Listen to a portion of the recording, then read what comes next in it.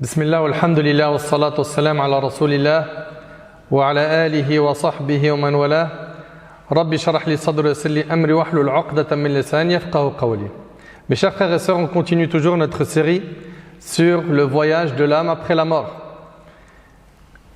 On a pu voir ensemble, dans notre dernière intervention, le souffle dans la trompe. Et par la grâce d'Allah Tabaraka wa Ta'ala, on vous a apporté pas mal d'informations sur ce sujet. Et aujourd'hui, avec l'aide d'Allah Tabaraka wa Ta'ala, on va voir les arguments du Coran et de la Sunna sur la résurrection, sur le fait qu'on sera ressuscité. Puis, dans la prochaine intervention, Inch'Allah, on parlera de la terre, du jour du jugement et de l'état des gens pendant ce jour-là. Et également, on abordera les règles avec lesquelles Allah Tabaraka wa Ta'ala va nous juger. Mes chers frères, mes chères sœurs, un parmi ceux qui renie le din, il est venu voir le prophète alayhi salatu wassalam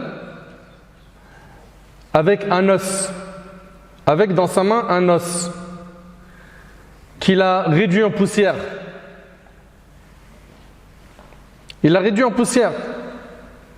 Et puis, en se moquant, il a dit au prophète alayhi salatu wassalam, Ya Muhammad, ô Muhammad, tu prétends que ton Seigneur va ressusciter cet os après qu'il ait été réduit en poussière? Tu prétends en deux mots que les gens après leur mort, ils vont être ressuscités? Et il a dit cela en se moquant. Le prophète alayhi salatu wassalam, il a dit Naam. Le prophète il a dit oui. Yumituka thumma yuhyik thumma yudkhiluka an-nar. Allah te fera mourir, il te ressuscitera et tu seras châtié dans le feu. Et Allah tabaraka wa ta'ala révéla à ce sujet, écoutez bien, أَوَلَمْ يَرَ الْإِنسَانُ أَنَّا خَلَقْنَاهُ مِنْ نُطْفَةٍ فَإِذَا هُوَ خَصِيمٌ مُبِينٌ وَضَرَبَ لَنَا مَثَلًا وَنَسِيَ خَلْقَهُ قَالَ مَنْ يُحْيِي الْعِظَامَ وَهِيَ رَمِيمٌ قُلْ يُحْيِيهَا الَّذِي أَنْشَأَهَا أَوَّلَ مَرَّةٍ وَهُوَ بِكُلِّ خَلْقٍ عَلِيمٌ الَّذِي جَعَلَ لَكُم مِّنَ الشَّجَرِ الْأَخْضَرِ نَارًا فَإِذَا أَنْتُم مِّنْهُ تُوقِدُونَ أَوَلَيْسَ الَّذِي خَلَقَ السَّمَاوَاتِ وَالْأَرْضَ بِقَادِرٍ عَلَى أَن يَخْلُقَ مِثْلَهُم بَلَى وَهُوَ الْخَلَّاقُ الْعَلِيمُ إِنَّمَا أَمْرُهُ إِذَا أَرَادَ شَيْئًا أن يقول له كن فيكون فسبحان الذي بيده ملكوت كل شيء وإليه ترجعون. Donc, suite à la réponse du prophète alayhi salatu wassalam, lorsque le prophète a affirmé à cet homme qu'effectivement Allah tabaraka wa ta'ala ressuscitera les morts, Allah révéla, l'homme ne voit-il pas que nous l'avons créé d'une goutte de sperme et le voilà devenu un adversaire déclaré? Il cite pour nous un exemple, tandis qu'il oublie sa propre création. Il dit, qui va redonner la vie à des ossements une fois réduits en poussière? Donc Allah tabaraka wa ta'ala a parlé de cet homme qui a dit, qui va redonner la vie à des ossements, à des os, une fois réduits en poussière? Dit, celui qui les a créés une première fois leur redonnera la vie. Tout comme Allah tabaraka wa ta'ala nous a créés la première fois, il nous ressuscitera. Dit, celui qui les a créés une première fois leur redonnera la vie. Il se connaît parfaitement à toute création. C'est lui qui, de l'arbre vert, a fait pour vous du feu, et voilà que de cela vous allumez. Allah subhanahu wa ta'ala, il a fait qu'avec le bois, on peut allumer un feu. Ici, Allah subhanahu wa ta'ala, il dit, c'est lui qui, de l'arbre vert, a fait pour vous du feu, et voilà que de cela vous allumez. Celui qui a créé les cieux et la terre, ne sera-t-il pas capable de créer leur pareil? Oh que si, et il est le grand créateur, l'omniscient. Quand il veut une chose, son commandement consiste à dire soit et c'est. Allah tabaraka wa ta'ala est capable de tout. Il dit à la chose soit et elle devient. Il dit à la chose soit et elle devient. Allah subhanahu wa ta'ala, s'il veut que cette mosquée devienne un œuf, il dit soit et elle devient. Nous croyons fermement qu'Allah est capable de tout. Allah tabaraka wa ta'ala, il dit Inna Allah ala kulli shay'in qadir. Allah est capable de toutes choses. Oh que si, et il est le grand créateur, l'omniscient. Quand il veut une chose, son commandement consiste à dire « sois » et c'est. Louange donc à celui qui détient en sa main la royauté sur toute chose, et c'est vers lui que vous serez ramenés. Busr ibn Jahash al-Qurashi radiyallahu anhu a dit, le messager d'Allah sallallahu alayhi wa sallam, écoutez bien ce hadith qui est rapporté par l'imam Ahmad. Le prophète alayhi salatu wa sallam, un jour, écoutez bien, le prophète alayhi salatu wa sallam, un jour, il a craché dans la paume de sa main. Vous suivez? Puis il y mit son doigt en disant, Allah dit, ô fils d'Adam, comment peux-tu douter de ma capacité alors que je t'ai créé à partir d'une goutte semblable à celle-ci? Allahu Akbar. Allahu Akbar. On l'oublie ça. Hein? Ô fils d'Adam, comment peux-tu douter de ma capacité alors que je t'ai créé à partir d'une goutte semblable à celle-ci, jusqu'à ce que je t'ai modelé et constitué harmonieusement. Tu as marché, habillé de vêtements, et on t'a facilité de marcher sur terre. Puis, tu as réuni des biens, et tu as privé certains de tes biens, et c'est seulement au moment où ton âme arrivera à la gorge que tu diras « je vais faire l'aumône ». Or, il est trop tard pour faire des aumônes. Et le hadith, il est rapporté par l'imam Ahmad. Ici, on voit que dans le hadith, Allah tabarak wa ta'ala dit « Ô fils d'Adam, comment peux-tu douter de ma capacité alors que je t'ai créé à partir d'une goutte semblable à celle-ci » C'est impressionnant quand même. Hein. Regarde ton corps. T'étais quoi à la base? Dans le ventre de ta mère, au tout début. Allahu Akbar. Allah tabarak wa ta'ala, il dit أَيَحْسَبُ الْإِنسَانُ أَن يُتْرَكَ سُدًى أَلَمْ يَكُ نُطْفَةً مِّن مَّنِيٍّ يُمْنَى ثُمَّ كَانَ عَلَقَةً فَخَلَقَ فَسَوَّى فَجَعَلَ مِنْهُ الزَّوْجَيْنِ الذَّكَرَ وَالْأُنثَى أَلَيْسَ ذَلِكَ بِقَادِرٍ عَلَى أَن يُحْيِيَ الْمَوْتَى. Dans Sourate Al-Qiyamah, l'homme pense-t-il qu'on le laissera sans obligation à observer? Est-ce que l'homme, il pense qu'il a été créé sur terre pour manger, boire, consommer, puis un jour mourir, finir dans un trou? D'ailleurs, quand je parlais tout à l'heure à ce jeune qui est venu pour se convertir à l'islam, subhanallah, je lui ai dit, imagine que tu es en train de dormir, écoutez bien s'il vous plaît, hein. Imagine que tu es en train de dormir, puis tu te réveilles, tu te retrouves dans un train. Tu te retrouves dans un train, mais tu ne sais pas il va où ce train. Et tu ne sais pas qu'est-ce que tu fais dans ce train. Est-ce que tes questions vont être, mais comment ça se fait, je suis en 2e classe? Il y a des toilettes proches d'ici ou pas? Il y a la Wi-Fi ou pas? La première question que tu vas te poser, c'est quoi? Qu'est-ce que je fais dans ce train? Et il va où? Et c'est comme ça que doit être chaque être humain sur Terre. Tu dois te poser des questions. Qu'est-ce que je fais dans ce bas monde? Et où je vais? Pourquoi je suis là? Pourquoi est-ce que j'ai été créé? Pourquoi j'existe? Quel est mon rôle sur Terre? Vous suivez ou pas? Ici, Allah Ta'ala il dit, l'homme pense-t-il qu'on le laissera sans obligation à observer? Tu penses qu'on a été créé comme ça? Sans obligation à observer? Non, Allah Ta'ala, il nous a créés, il nous a envoyé des prophètes qui ont prouvé leur prophétie à leur peuple avec des miracles, ils ont été soutenus par des miracles. Ces prophètes, ils sont annonciateurs de bonnes nouvelles et avertisseurs d'un châtiment. Ils viennent nous expliquer comment se rapprocher de notre Seigneur Azza wa Jal. Okay? On n'a pas été abandonnés comme ça. Allah tabarak wa ta'ala il dit wa in min ummatin illa khala fiha nadhir. Il n'est pas eu une communauté sans qu'elle n'ait eu un avertisseur. Toutes les communautés ont reçu des avertisseurs. L'homme pense-t-il qu'on le laissera sans obligation à observer? N'était-il pas une goutte de sperme éjaculée et ensuite une adhérence, puis Dieu l'a créé et formé harmonieusement, puis on a fait alors les 2 éléments de couple, le mâle et la femelle.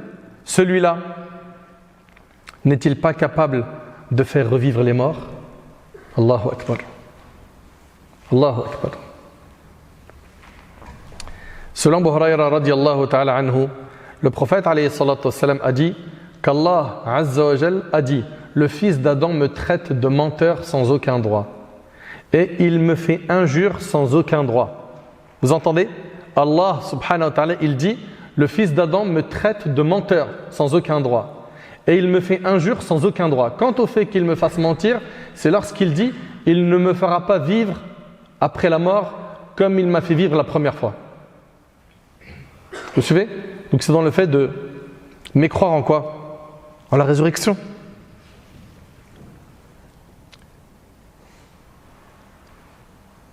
Quant au fait qu'il me fasse mentir, c'est lorsqu'il dit « Il ne me fera pas vivre après la mort comme il m'a fait vivre la première fois ». Or, regardez Allah, il dit quoi? Or, sa résurrection ne me sera pas difficile, tout comme ne l'a pas été sa première création. Allahu Akbar.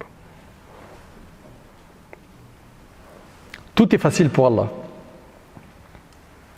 Quant à son injure à mon égard, c'est sa parole, Allah a pris un enfant, alors que je suis l'unique, le seul à être imploré.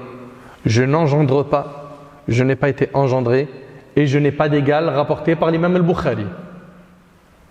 Et Allah tabaraka wa ta'ala, il dit زعم الذين كفروا أن لن يبعثوا قل بلى وربي لتبعثن ثم لتنبؤن بما عملتم.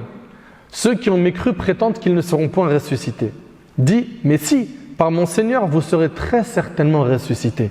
Puis vous serez certes informés de ce que vous faisiez, et cela est facile pour Allah. Il faut bien comprendre en fait que pour le musulman, celui qui croit en Allah tabaraka wa ta'ala, il doit toujours garder constamment en tête qu'un jour il sera présenté à son Seigneur. Et qu'il y aura le jour des comptes. Qu'il y aura le jour des comptes.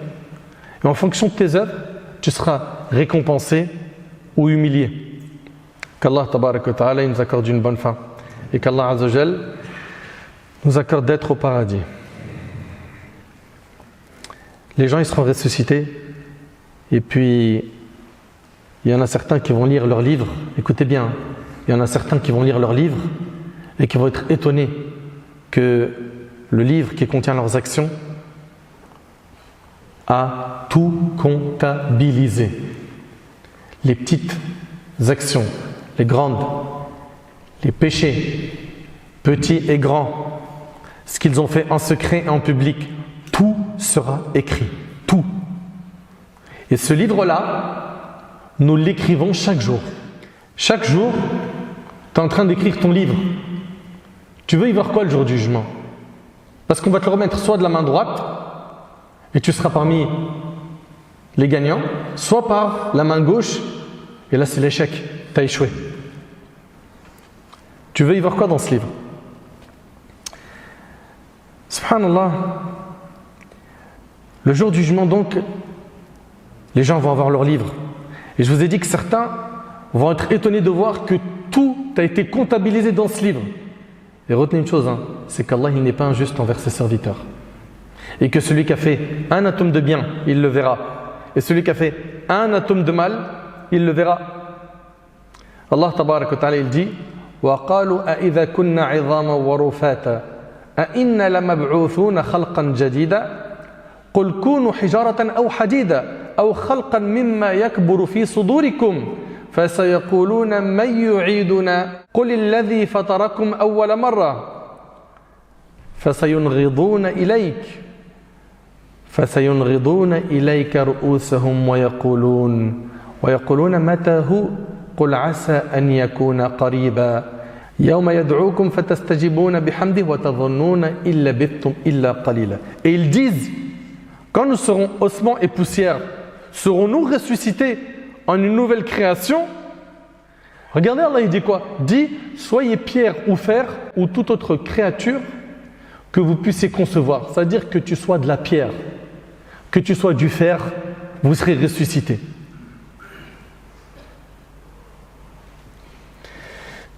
Ils diront alors,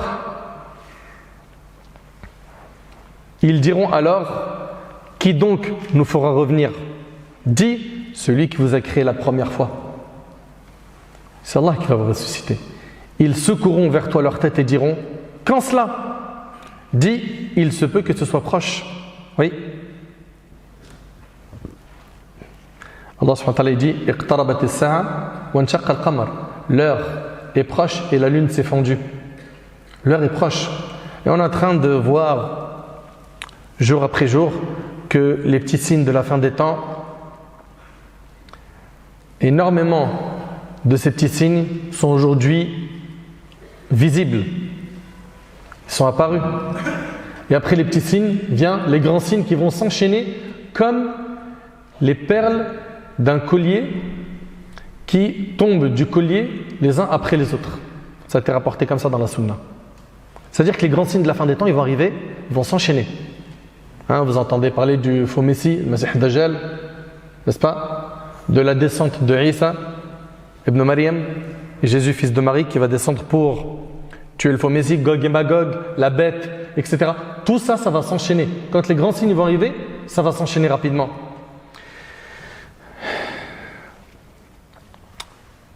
Allah Azza wa Jalla nous dit, ils secourront vers toi leur tête et diront, quand cela dit, il se peut que ce soit proche.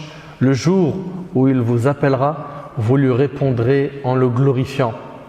Vous penserez cependant que vous n'êtes resté sur terre que peu de temps. Subhanallah. Yawm al-Qiyamah, il sera dit à certains combien de temps vous êtes resté sur terre. Et ils diront, labithna yawman aw ba'da yawm. On est resté un jour ou une partie d'une journée. Le temps il passe tellement vite que le jour du jugement, subhanallah, ils vont dire, on n'est pas resté longtemps sur terre.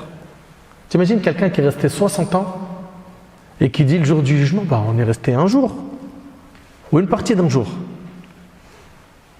Ça montre à quel point le sage parmi nous est celui qui va se concentrer à construire son vrai avenir, qui est celui qui vient après la mort. Ça ne veut pas dire par là que sur terre ici, tu ne dois pas étudier, tu ne dois pas avoir de grands diplômes, occuper des bons postes, qu'il est interdit de gagner de l'argent. Non, pas de problème avec tout ça. Tant que tu es focus sur quoi? Sur la destination finale. Que rien ne te fait oublier qu'après la mort, c'est un one-shot. C'est soit le paradis, soit l'enfer. Subhanallah, il y a un hadith qui est impressionnant, qui nous montre la puissance d'Allah Tabaraka wa Ta'ala, qu'il est capable de ressusciter des cendres. Parce que beaucoup de gens disent, ouais mais celui qui est devenu des cendres, il va être ressuscité. On l'a vu tout à l'heure avec le verset, l'homme qui a ramené un os et qui l'a réduit en cendres. Regardez un hadith qui vient nous dire la même chose. Selon Abu Hurayra, le prophète a dit, il y avait un homme parmi ceux qui vous ont précédé qui était mourant et ses enfants étaient autour de lui. Il leur demanda, quel père étais-je pour vous? Ils répondirent, un bon père. Il dit, je fus désobéissant envers mon Seigneur. Si Allah est capable de me ressusciter, il ne manquera pas de me châtier d'un châtiment douloureux. Cet homme a donc dit, si je meurs, prenez ma dépouille et brûlez-moi avec du feu, puis dispersez mes cendres en deux parties, une partie dans l'air et l'autre en mer. Si Allah est capable de me ressusciter, il ne manquera pas de me châtier d'un châtiment douloureux. Il a douté de la capacité d'Allah. Lui pensait qu'une fois réduit en cendres, qu'Allah n'allait pas le ressusciter. Subhanallah. Ils l'ont donc brûlé, qui est ses enfants, après sa mort, puis réparti ses cendres dans la mer et au vent, puis Allah a dit à ses cendres, sois un tel. Il fut donc un homme. Allah lui a dit, donc on voit qu'Allah l'a ressuscité. Et le hadith il est rapporté par Bukhari et Muslim. Allah lui a dit, ô mon serviteur, qu'est-ce qui t'a poussé à agir ainsi? Il répondit, ô mon Seigneur, c'est par crainte envers toi que j'ai fait ça. Allahu Akbar. Il lui a dit, pars, je t'ai pardonné. Et ça montre ici qu'Allah Tabaraka wa Ta'ala, sa miséricorde elle est immense. En fait, vous savez, il y a beaucoup de gens, ils me posent la question à moi et à d'autres imams. Ouais, tu sais, voilà, j'ai fait trop de péchés. Je te dis la vérité, j'en ai honte. Pour moi, c'est impossible qu'Allah me pardonne. Attention, hein, tu es en train de te faire arnaquer par le diable, il est en train de te faire tomber dans le désespoir de la miséricorde d'Allah. Mais on vous l'a déjà dit plein de fois. Est-ce que tu penses que tes péchés sont plus grands que la miséricorde d'Allah? Mais non. La miséricorde d'Allah, elle est immense. Et ce hadith-là, on vous l'a cité plein de fois et on le cite de nouveau. Anas radiallahu anhu rapporte avoir entendu l'envoyé d'Allah alayhi salatu wassalam dire, Allah le Très-Haut a dit ô fils d'Adam. Donc c'est Allah qui s'adresse à nous. C'est un hadith qudsi. Allah subhanahu wa ta'ala dit ô fils d'Adam, tant que tu m'invoques et que tu espères en moi, je t'absoudrai ce qui s'est produit de toi sans me soucier du nombre de tes péchés. Tant que tu invoques Allah et que tu as espoir en lui, Allah il va te pardonner tes péchés sans se soucier du nombre de tes péchés. Ô fils d'Adam, si tes péchés ont atteint les nuages du ciel et que tu me demandes pardon, je t'absoudrai sans me soucier. C'est-à-dire sans se soucier du nombre de tes péchés. T'imagines si tes péchés ont atteint les nuages du ciel? Ô fils d'Adam, si tu viens à ma rencontre avec la contenance de la terre comme péché, sans rien m'associer, je t'apporterai sa contenance en absolution. C'est rapporté par l'imam At-Tirmidhi. Ce hadith-là, il donne espoir. C'est-à-dire que ce n'est pas perdu. Et subhanallah, il y a un homme qui s'appelle Uzayr. Dans les tafassir, il y a plusieurs opinions qui ont été dites sur ce verset.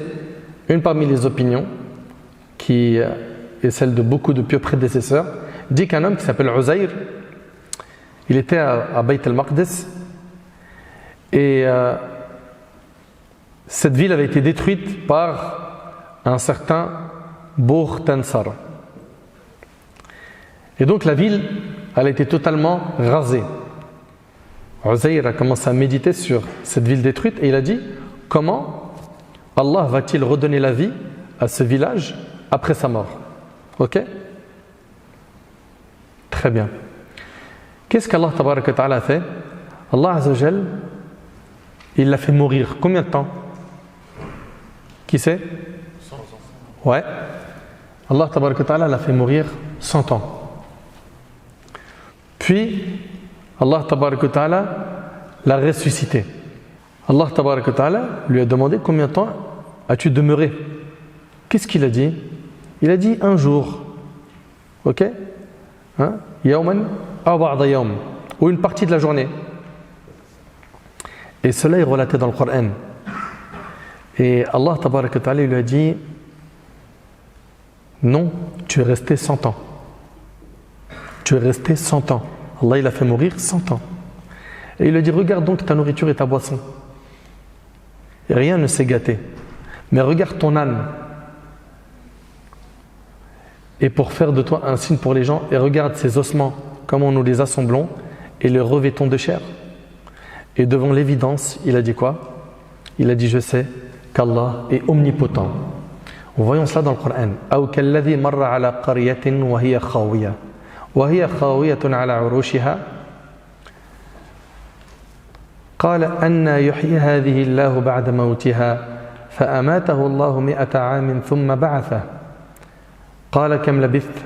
قال لبثت يوما أو بعض يوم قال لبثت يوما أو بعض يوم قال بل لبثت 100 عام فانظر إلى طعامك وشرابك لم يتسنى وانظر إلى حمارك ولنجعلك آية للناس وانظر إلى العظام كيف ننشزها ثم نكسوها لحما فلما تبين له قال أعلم أن الله على كل شيء قدير. الله أكبر. سبحان الله. Ah, subhanallah. Quand tu comprends ça en arabe, ça a un autre sens. Ici, qu'est-ce qu'il nous dit ce verset? Allah Azza wa Jalla nous dit: ou comme celui qui est passé par un village désert et dévasté. Écoutez bien. Ou comme celui qui est passé par un village désert et dévasté. Et il a dit: comment Allah va-t-il redonner la vie à celui-ci après sa mort? Ce village, il a été rasé. Allah le fit donc mourir et le garda ainsi pendant 100 ans. Puis il le ressuscita en disant: combien de temps as-tu demeuré ainsi? Il a dit: je suis resté un jour ou une partie de la journée. Non, dit Allah, tu es resté 100 ans. Regarde donc ta nourriture et ta boisson, rien ne s'est gâté. Mais regarde ton âne qui était mort. Et pour faire de toi un signe pour les gens, et regarde ces ossements, comment nous les assemblons et le revêtons de chair. Et devant l'évidence, il a dit quoi? Il a dit: je sais qu'Allah est omnipotent. A'lamu anna Allah ala kulli shay'in qadir. Allahu Akbar. Subhanallah. Ça montre ici la puissance d'Allah Tabaraka wa Ta'ala. C'est impressionnant.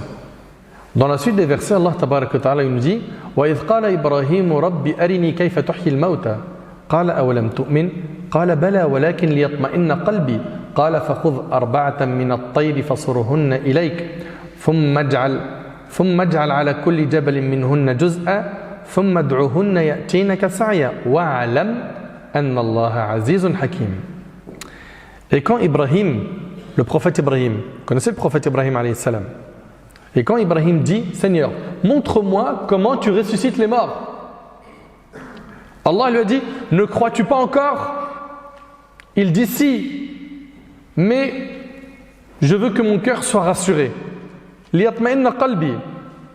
Allah lui a dit prends donc 4 oiseaux et coupe-les, puis sur des monts séparés mets-en un fragment, ensuite appelle-les, appelle ces oiseaux, ils viendront à toi en toute hâte. Est-ce que ça veut dire par là que c'est Ibrahim qui ressuscitait les morts? C'est ce que vous comprenez? Non, c'est par la permission d'Allah Azza wa Jal. Mets-en un fragment, ensuite appelle-les, ils viendront à toi en toute hâte et sache qu'Allah est puissant et sage. Allahu Akbar. Et c'est ce qu'a fait Ibrahim alayhi salam. Subhanallah. Il les a appelés et ils ont été ressuscités par la permission d'Allah Tabarak wa Ta'ala. Subhan al-Malik. Pareil pour les jeunes de l'histoire de la caverne. C'est quelle sourate? La sourate 18. Les gens de la caverne. Hein? Sourate Al-Kahf. Barakallahu fikum. Très bien. Allah Tabarak wa Ta'ala, il les a fait mourir, ces jeunes.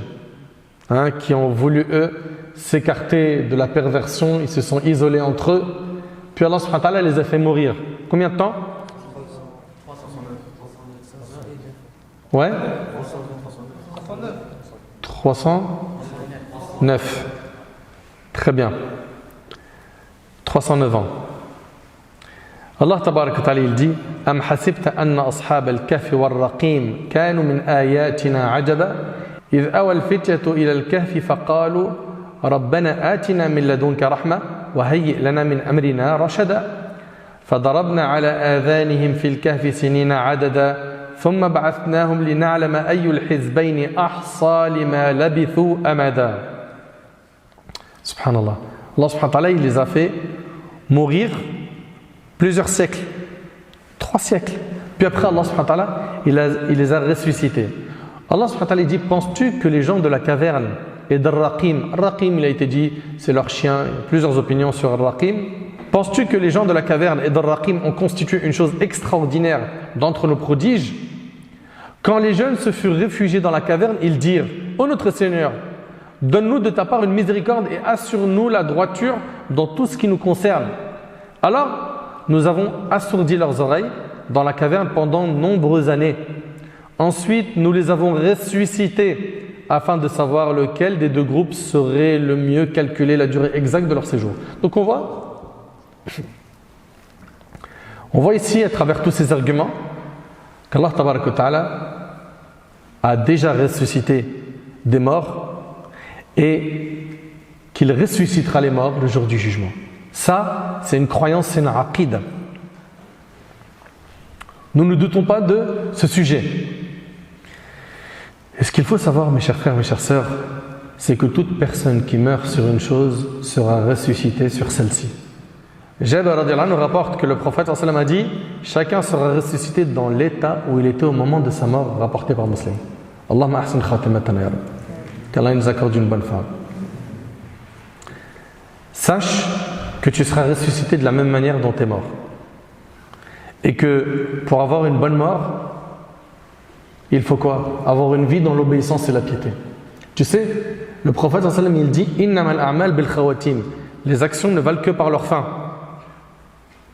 Et en fait, si tu veux, ta fin, c'est le total des calculs que tu as fait dans ce bas monde. Si tu as fait des bons calculs, tu as été intelligent, que tu n'as pas suivi les pas du diable, que tu as réussi à dompter ton âme, que tu as été sage et que tu n'as pas suivi les voies de l'égarement, les mauvaises fréquentations, les mauvais plans qui invitent au haram sur le net, etc. etc. Si tu as été de cela, Eh bien, tu as vu tous ces calculs? Il y aura un égal bonne fin. Et n'oublie pas que le prophète sallallahu alayhi wa sallam a dit les actes ne valent que par leur fin. C'est-à-dire le plus important, c'est d'avoir une bonne fin. Mais tu ne peux pas avoir une bonne fin si toute ta vie tu as fait n'importe quoi. Pour avoir une bonne fin, il faut que dans ta vie, tu aies été sérieux. Sérieux dans la pratique du dîn. Subhanallah, le jour du jugement, il y a des gens qui vont être ressuscités avec une lumière sur le visage. Allah tabarak wa ta'ala nous parle de ces gens qui seront illuminés. Il nous dit يَوْمَ لَا يُخْزِي اللَّهُ النَّبِيَّ وَالَّذِينَ آمَنُوا مَعَهُ نُورُهُمْ يَسْعَى بَيْنَ أَيْدِيهِمْ وَبِأَيْمَانِهِمْ يقولون ربنا أتمم لنا نورنا واغفر لنا إنك على كل شيء قدير. Le jour où Allah épargnera l'ignominie aux prophètes et à ceux qui croient avec lui. Leur lumière courra devant eux et à leur droite. Subhanallah, ils ont nour. Ils voient alors que c'est obscur le jour du jugement. Parce qu'à un moment donné, il y aura une obscurité totale le jour du jugement. Leur lumière courra devant eux et à leur droite. Ils diront, Seigneur, parfais-nous notre lumière et pardonne-nous car tu es omnipotent. Et subhanallah, Abdullah ibn Mas'ud radiyallahu anhu, il dit que certains vont recevoir leur lumière comme une montagne. Il y aura beaucoup de lumière le jour du jugement, il verra clair. Quant à certains, ils n'en recevront que l'équivalent d'un palmier dattier. Vous avez vu le palmier dattier? Certains en recevront que l'équivalent de la taille d'un homme. Il aura que ça comme lumière. Et certains n'en recevront qu'un tout petit bout sur l'orteil, qui tantôt s'allume, tantôt s'éteint. D'autres seront enveloppés par l'obscurité de toutes parts. C'est-à-dire que déjà le jour du jugement, c'est un jour qui est terrifiant, mais en plus il ne voit rien. C'est terrible. Ça, c'est avant le jugement. C'est terrible. Toi, si tu veux avoir de la lumière ce jour-là, il faut que dès maintenant, tu remplis ton cœur de lumière par quoi? Par l'obéissance et la piété. Par le fait de faire des bons choix. Il y a des choix à faire. Plein de jeunes aujourd'hui fréquentent des femmes dans le haram. Qu'est-ce que tu fais? Ouais, frère, j'ai quel âge? J'ai pas encore l'âge de me marier, tu veux que je fasse quoi? Je suis pas du bois, frère. J'ai des envies. Je te comprends. Je comprends que tu as des envies. Je comprends que tu as besoin d'avoir à tes côtés une présence féminine. Mais est-ce que ça se fait à n'importe quel prix, toi qui es musulman? Au prix de mettre ton Seigneur en colère? T'oublies que tu es en train de remplir ton livre? Puis est-ce que tu aimerais quelqu'un, il fasse ça avec ta sœur? J'ai pas de sœur. Ok, avec ta mère? Avec ta tante? Si tu ne veux pas qu'on fasse ça à ta sœur, ou à ta mère, ou à ta tante, ou à ta cousine, ne le fais pas aux autres filles, car ce sont forcément des filles de quelqu'un, des sœurs de quelqu'un, des tantes de quelqu'un. Et notre religion, c'est l'équité et la justice. Tu veux pas qu'on te fasse ce mal, ne le fais pas aux autres. Ok? Allah tabarak wa ta'ala, il nous dit يَوْمَ يَقُولُ الْمُنَافِقُونَ وَالْمُنَافِقَاتِ. Allah Azza wa Jalla nous dit يَوْمَ يَقُولُ الْمُنَافِقُونَ وَالْمُنَافِقَاتُ لِلَّذِينَ آمَنُوا انظُرُونَا نَقْتَبِسْ مِنْ نُورِكُمْ قِيلَ ارْجِعُوا وَرَاءَكُمْ فَالْتَمِسُوا نُورًا فَضُرِبَ بَيْنَهُمْ بِسُورٍ لَهُ بَابٌ بَاطِنُهُ فِيهِ الرَّحْمَةُ وَظَاهِرُهُ مِنْ قِبَلِهِ الْعَذَابُ.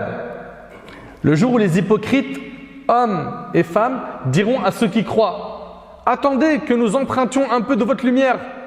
Attendez, nous on n'a pas réussi à cartonner dans cette vie. On n'a pas œuvré, on a eu des rappels. On a bouché nos oreilles. On suivait le premier venu sur les réseaux sociaux qui nous disait de faire des bêtises. On remettait les bonnes actions à plus tard. Allah subhanahu wa ta'ala dit le jour où les hypocrites, hommes et femmes, diront à ceux qui croient: attendez que nous empruntions un peu de votre lumière. Attendez, juste on prend un peu de lumière, on voit rien. Il sera dit: revenez en arrière et cherchez de la lumière. C'est alors qu'on élèva entre eux une muraille entre les croyants et les hypocrites, ayant une porte dont l'intérieur contient la miséricorde et dont la face apparente a devant elle le châtiment, savoir l'enfer. Subhanallah. Ces gens-là qui étaient dans l'égarement, ils vont commencer à appeler les croyants juste pour avoir un peu de lumière, pour voir clair, parce que je vous ai dit, c'est un jour qui fait peur, le jour du jugement. Ok? Mais je vous rassure, les pieux, ceux qui ont assuré, pour eux, ce jour-là, il ne fera pas peur, ils seront en sécurité. Et ça va être un jour très, très facile pour eux. Mais ces gens-là, on est d'accord qu'ils se sont donné les moyens. C'est pas n'importe qui. On est d'accord que quand tu tiens ton smartphone et que l'algorithme il commence à te proposer des vidéos, toi qui es en train de scroller, et que tu tombes sur une image haram, on est d'accord qu'il y en a beaucoup, ils n'arrivent pas à décoller leurs yeux de ces images, de ces vidéos, et qu'ils vont regarder des scènes haram, des vidéos haram. Mais celui qui a réussi à zapper ça rapidement, tu ne te poses pas la question, comment il est arrivé à ça. Tu sais comment il est arrivé à ça? En augmentant sa foi, en entretenant sa foi. Et vous le savez que la foi elle augmente par les bonnes actions et elle diminue par les péchés. Donc toi, plus tu vas faire des bonnes actions, tu vas te rapprocher des frères, de la mosquée, etc. Plus des péchés qui te semblaient impossibles d'arrêter, tu vas voir que tu vas les arrêter facilement. Il y a plein de jeunes, ils me disaient ouais, la pornographie, je suis comme un fou, j'arrive pas à arrêter.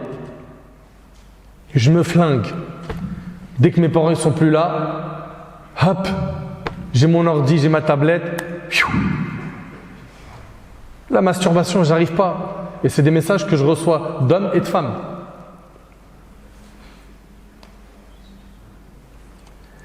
Tel péché, j'arrive pas. Tel péché, j'arrive pas. Augmente ta foi. Entretiens-la. Le prophète, alayhi salatu wassalam, il nous a enseigné que la foi s'use comme s'use le vêtement. Renouvelez votre foi.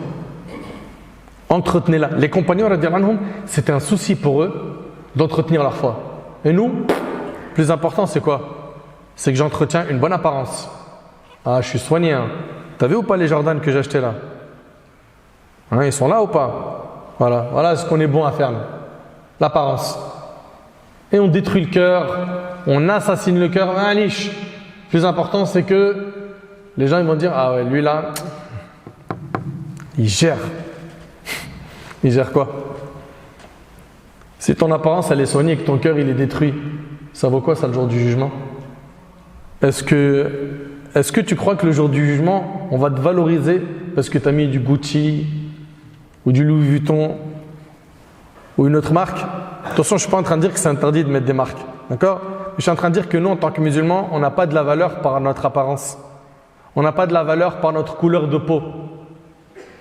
Pour ceux qui pensent que le noir est meilleur que le blanc, ou le blanc est meilleur que le noir, ou l'Européen est meilleur que l'Africain, ou les Américains sont meilleurs que les Européens. Nous, on a une règle dans la religion. Inna akramakum indallah atqakum. Allah subhanahu wa ta'ala, il a dit, le plus noble d'entre vous, c'est le plus pieux. C'est celui qui a la meilleure relation avec Allah. Pensez pas que c'est une histoire d'apparence. Même quand ils sont dans le dîn, malheureusement, ils sont là toute la journée à flatter leur ego parce que monsieur aujourd'hui, alhamdulillah, il a la sunna extérieure. Toute la journée, il te parle de son apparence. Mais quand même, mashallah, hein, la beubare, ça me va bien. Hein. C'est juste là, Nathalie, j'ai quelques petits trous là. Inch'Allah que ça pousse. Est-ce qu'il paraît des produits? Sahabi. Toi, ton seul souci, c'est ta barbe ou la sœur, elle est là toute la journée, elle parle de vestimentaire. Et ils ont mis des hiérarchies dans le hijab. Jilbab, t'es la musulmane plus. Abaya, t'es une musulmane plus. Tunique, pantalon, skena. Arrêtez avec le fait de tout miser sur les apparences. Miser sur le cœur. Je ne suis pas en train de dire que au niveau de l'islam, on ne porte pas des vêtements pudiques. Okay? Et d'ailleurs, en islam, la femme, elle porte n'importe quel vêtement tant qu'il est mastour. C'est-à-dire quoi? Qu'il est pudique, okay? Qu'il n'est pas transparent, qu'il n'est pas moulant, pas de problème. Il peut s'appeler abaya, il peut s'appeler jilbab, il peut s'appeler pantalon large avec tunique, aucun problème. Ceux qui dans leur tête, il n'y a qu'un seul format, apprenez le fiqh, vous allez voir, ça va vous soigner. Apprenez la jurisprudence islamique. Okay? Et quand je vous dis apprenez-la avec les paroles des 4 écoles, des pieux prédécesseurs. Ça va vous ouvrir le cerveau. Donc le jour du jugement, ici les hypocrites ils vont dire aux croyants, attendez qu'on profite de votre lumière. Et ils diront, mais on était avec vous. Alam nakum ma'akum. N'étions-nous pas avec vous? On était avec vous pour les prières, on était avec vous pour faire du khayr et tout. Mais laissez-nous profiter. Qu'est-ce qui leur sera dit? Qalu bala walakinnakum fatantum anfusakum wa tarabbastum wartabtum wa gharratkum al-amani hatta jaa amrullah wa gharrakum billahi al-gharur.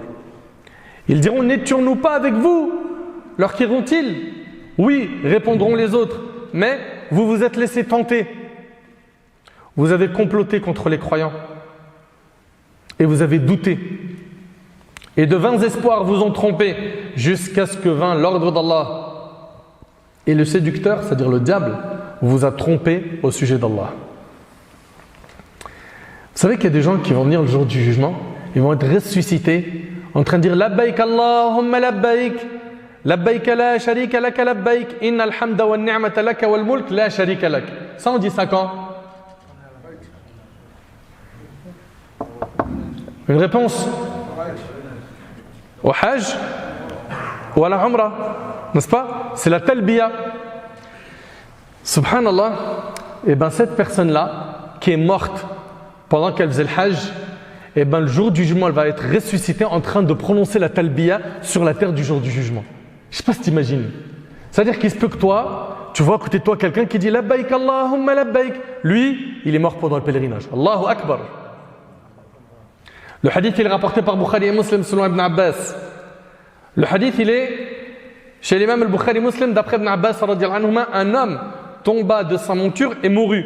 Le prophète alayhi salatu wassalam a dit lavez-le avec de l'eau et du jujubier, enveloppez-le dans ces 2 pièces d'étoffe, mais n'embaumez pas son cadavre, c'est-à-dire ne mettez pas de parfum et ne lui couvrez pas le visage, car le jour de la résurrection Allah le ressuscitera en train de prononcer la talbiya. T'imagines? Et pour ceux qui sont déjà partis au Hajj ou à la Umrah, vous n'avez pas déjà assisté à des prières funéraires de gens qui sont morts pendant les rites? Il y en a eu. Il y en a eu des gens qui sont morts pendant les rites. Allahu Akbar. Et il y a des gens qui vont être ressuscités le jour du jugement. Il est prosterné. Parce qu'il est mort prosterné. D'autres ils vont être ressuscités en train de lire le Coran parce qu'il est mort avec le Coran dans la main.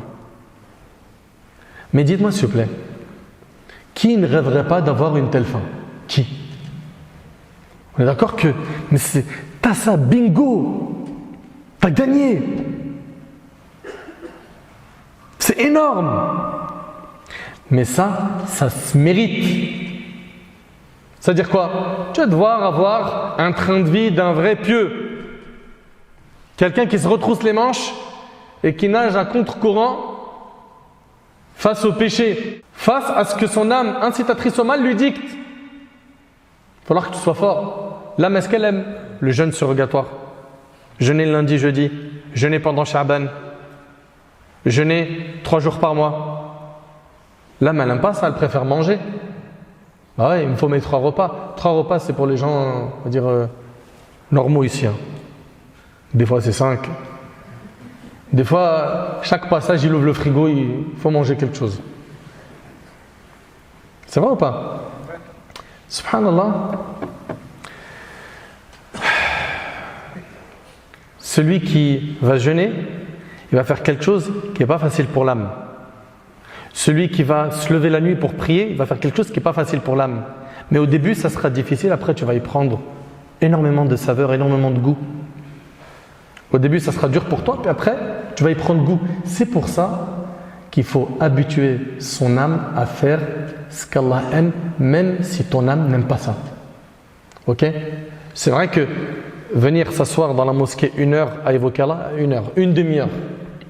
On est d'accord que venir rester dans la mosquée juste une demi-heure, après une prière obligatoire, juste rester, j'évoque Allah, je lis du Coran. L'âme, c'est pas ce qu'elle aime le plus. Moi, je pense que, pour pas généraliser, mais un bon paquet de jeunes, quand ils ont du temps libre, ils se disent pas, tiens, viens, je vais à la mosquée, je reste une petite demi-heure comme ça, j'évoque Allah. Pourtant, il y en a qui le font, c'est vrai ou pas? Mais ils sont peu. Qu'est-ce qui t'empêche de venir à la mosquée? Tu t'isoles. Tu t'isoles avec Allah. Tu viens seul et tu dis, ça c'est ma pause spirituelle, je vais nourrir mon âme. J'ai du Coran, je fais du dhikr. Ok? Attention, ne reste pas sur ton smartphone. En mode, je suis en train de regarder le net, sur qu'est-ce qui se passe sur les réseaux sociaux, je lis des commentaires, des stories. Arrête, t'es pas venu à la mosquée pour ça. Coupe, fais une vraie coupure. Et crois-moi, ton âme, elle en a besoin. Et tu vois, cet effort va faire que tu vas avoir beaucoup de lumière le jour du jugement. Cet effort va faire que tu obtiendras les hauts degrés au paradis après la mort, bi'idhnillah. Le jour du jugement, il y en a qui vont venir et ces gens-là seront comme quelqu'un qui est possédé. Vous avez déjà vu quelqu'un qui est possédé, mesquine, comment, quand il réagit, comment c'est compliqué? Allah Ta'ala il nous dit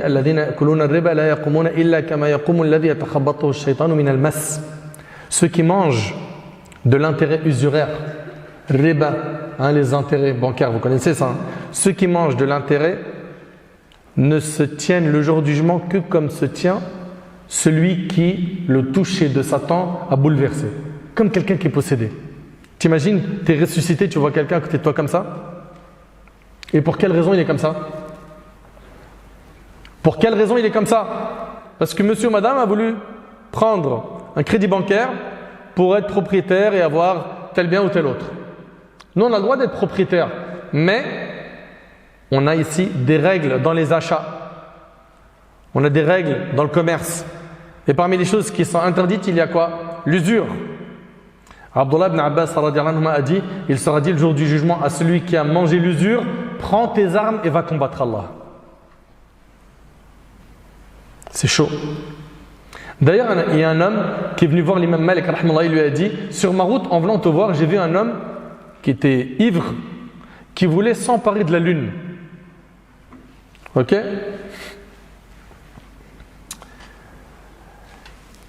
Et en le voyant, j'ai dit à ma femme, tu es répudié si en islam il y a un péché plus grand que l'alcool.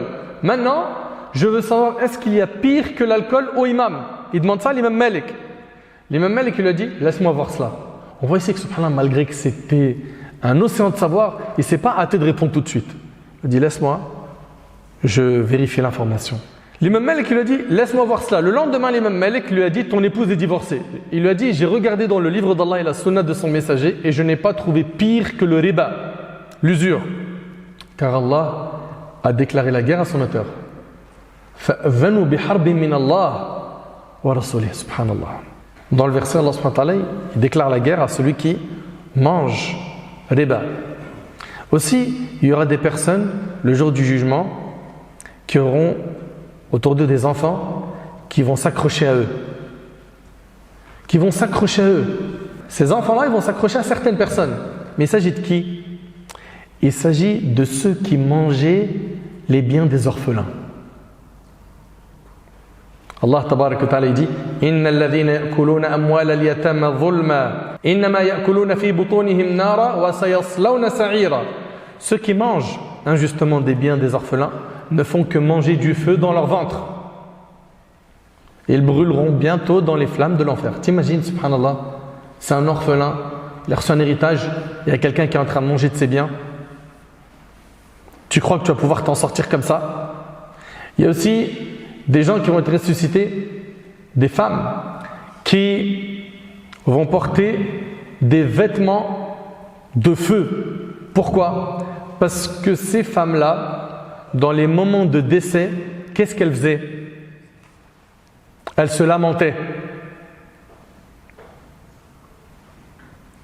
ليس منا من لطم الخدود وشق الجيوب ودعا بدعوى الجاهلية. Le prophète il a dit, ne fait pas partie de nous. Qui?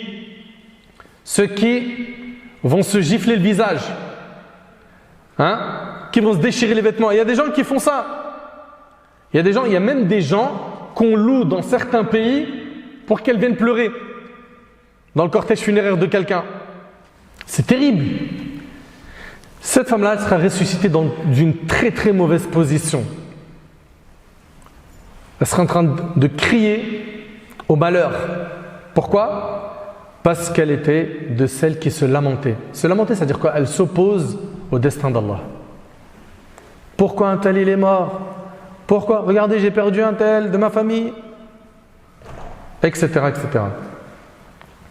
Également, il y a des gens qui seront ressuscités dans leurs mains. Il y a quoi ? Un verre d'alcool. Et dans notre religion, c'est interdit. D'autres, ils sont ressuscités, il est en train de rouler son joint. D'autres, ils seront ressuscités avec des clopes, en train de dire « T'en veux une ?» T'imagines, t'es ressuscité comme ça. Ou d'autres, ils sont ressuscités avec des ballons. On voulait juste d'ahka, t'abuses. On n'a pas le droit de rigoler ou quoi en islam ? Si. Mais il y a une manière de rigoler. Il y a des règles. Ou d'autres, imagine, ils sont ressuscités avec des puffs. Ceux qui ne connaissent pas, tant mieux. Moi, malheureusement, c'est des choses qu'on m'envoie, c'est des infos qu'on m'envoie. Ces informations-là, on me les envoie juste pour que je puisse conseiller et encadrer un peu nos petits frères, parce que c'est surtout nos petits frères et nos petites sœurs aujourd'hui qui s'adonnent à ces cigarettes électroniques aromatisées. Ouais, c'est pas du Marlboro, c'est cru, ça n'a pas de goût. Là, tranquille, ça a la fraise. Hala. Tiens, goûte. Ça glisse crème. En plus, ça dure longtemps. T'imagines être ressuscité comme ça ? Ou avec une chicha dans la main ? En train de faire un rond. Ils aiment trop ça aujourd'hui, nos jeunes. Non mais arrête, la chicha, ce qui paraît, c'est juste pas très bien. Ne dis pas c'est haram, hein. Ok, pas de problème, on vous l'a déjà dit. Et je le répète, si pour toi ça se passe bien, tu vois aucun mal d'être dans une chicha, tout ça, tu es en train de fumer, il y a du son, tu es bien accompagné. En réalité, tu es mal accompagné. Hein, de la meuf à droite, de la meuf à gauche. Soit tu es venu avec une meuf, soit tu es en train de faire du repérage. Si pour toi ça se passe bien, et tu vois aucun mal, bah dis, Ya Allah, prends mon âme tout de suite. Ressuscite-moi dans cet endroit, Ya Rabb. Alors pourquoi tu commences à parler chinois ? Je croyais qu'il n'y avait rien d'être là-bas. Si pour toi ça glisse, fais de doigt, dis, Ya Rabb, prends mon âme dans une chicha pendant que je suis en train de faire des ronds.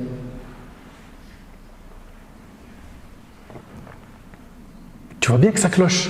C'est vrai ou pas ? Si pour toi les puffs, il n'y a rien, dis Ya Rab, prends mon âme pendant que je suis en train de faire sur un puff. Alors pourquoi tu te dégonfles ? Je croyais que c'était normal, il n'y a rien. Aujourd'hui les débats, c'est est-ce que c'est makruh ou c'est haram ? Parce qu'on m'a dit c'est makruh, c'est pas très grave. Demande à Allah, si tu es chaud, prends mon âme pendant que je suis en train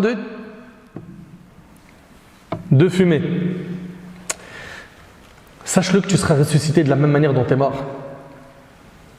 Et il y en a d'autres qui vont être ressuscités avec quoi ? Avec ce qu'ils ont volé dans ce bas monde. Allahu Akbar.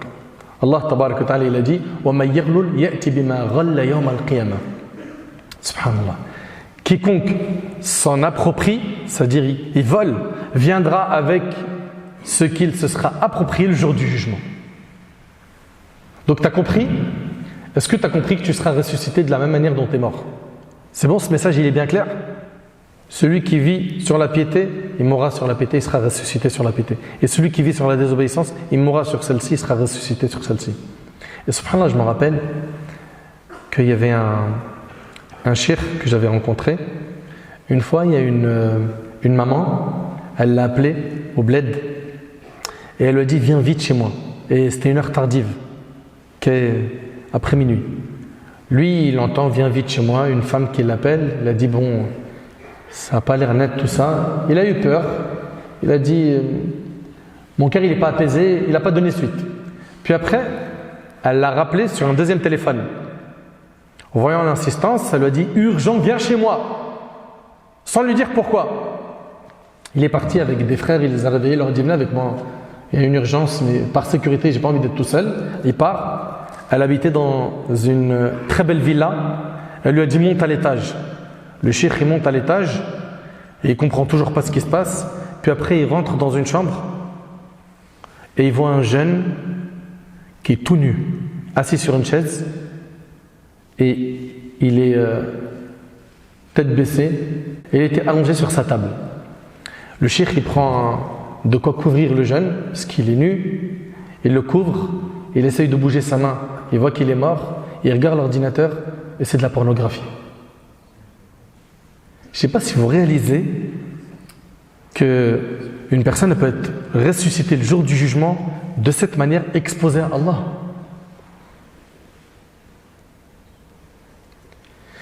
De l'autre côté, il y a des gens, on vous l'a dit, qui sont morts pendant le Hajj. Il y a des gens qui sont morts pendant qu'ils faisaient salat. Il y a des gens qui sont morts pendant qu'ils faisaient des adorations. Il y a plein de gens qui ont eu de très belles fins. Sache que tu vas déterminer avec tes actes le résultat de ta vie. Comment est-ce que tu veux mourir? Si tu veux mourir sur une bonne action, mon frère, ma soeur, c'est maintenant. Réveille-toi, ne remets pas ça plus tard. Profite de l'occasion. Allah il t'a permis d'écouter ce rappel. Absorbe-le. Absorbe ce rappel et fais le nécessaire pour mettre en pratique ce qui a été dit. Réforme-toi. Alhamdulillah, il n'est pas encore trop tard. Et peu importe le nombre de tes péchés, par contre, il va y avoir des sacrifices à faire. La fréquentation, tu ne peux pas rester avec une mauvaise fréquentation et espérer être meilleur. Les mauvaises habitudes, les mauvais endroits que tu fréquentais, les mauvaises personnes que tu fréquentais, les réseaux sociaux destructeurs que tu aimais consulter, les pages Instagram ou Snap ou TikTok ou autres empoisonnées de péchés que tu aimais consulter. Il va y avoir un effort à faire. Il y a une cure. Il y a une cure à faire. Pourquoi? Pour qu'Allah tabaraka wa ta'ala il améliore ta situation. Pour cette conférence, Inch'Allah, on va se contenter de cela. Dans la prochaine, Inch'Allah, on vous parlera du détail de la terre de la résurrection, l'état des gens ce jour-là, comment est-ce que les gens y seront. Et puis, on verra également les règles avec lesquelles Allah tabaraka wa ta'ala va nous juger. J'implore Allah tabaraka wa ta'ala de m'accorder ainsi qu'à vous une bonne fin. J'implore Allah tabaraka wa ta'ala de faire de nous des pieux. J'implore Allah subhanahu wa ta'ala de nous pardonner nos manquements, de nous pardonner nos péchés, de les couvrir sur terre et surtout quand on sera présenté à lui yawm al-qiyamah. Sallallahu subhanahu wa ta'ala yanfa'ni bima qultu wa yanfa'akum bima sami'tum. Hadha ma a'lamu Allahu azza wa jalla a'la wa a'lam. سبحانك اللهم بحمدك أشهد أن لا إله إلا أنت أستغفرك